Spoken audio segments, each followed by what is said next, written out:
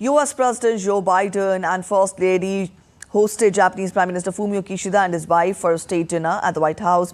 During a toast at the state dinner, Biden stated that the alliance between the two countries is stronger than ever.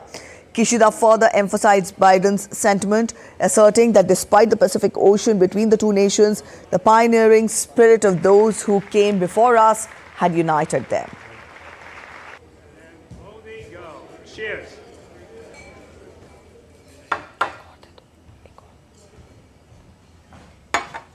The United States. We may be divided by distance, but generations after generation, we've been brought together the same hopes, the same values, the same commitment to democracy and freedom and to dignity for all. And today, without question, our alliance is literally stronger than it has ever been. And the United States are united than ever before.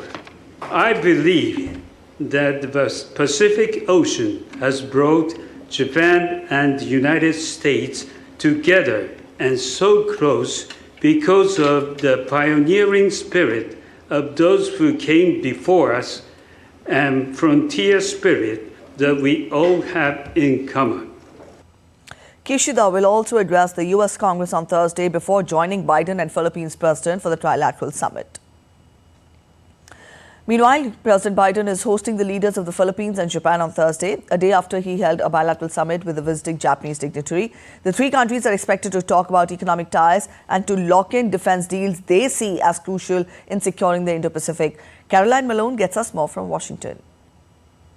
It was clear from Wednesday's White House events between US President Biden and Japanese Prime Minister Kishida that the two are similarly aligned in wanting to forge a positive alliance in the Indo-Pacific to secure a prosperous and safe region.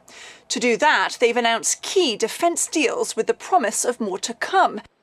Under his leadership, Japan set in motion profound changes in its defense policies and its capabilities.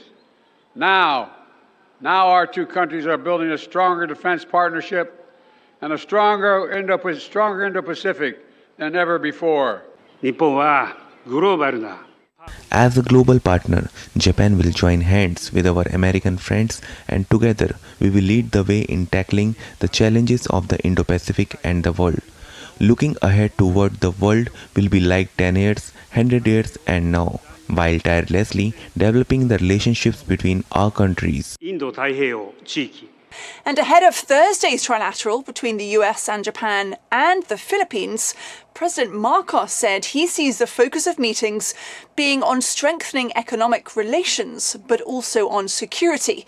That, he said, the main intent of this trilateral is for us to be able to continue to flourish, to be able to help one another, and of course to keep the peace in the South China Sea and the freedom of navigation.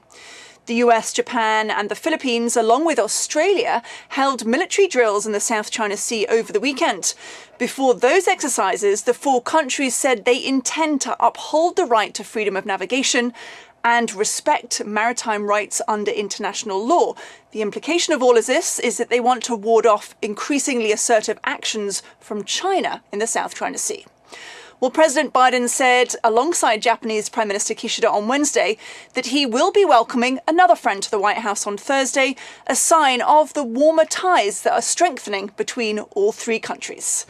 Caroline Malone in Washington for DD India.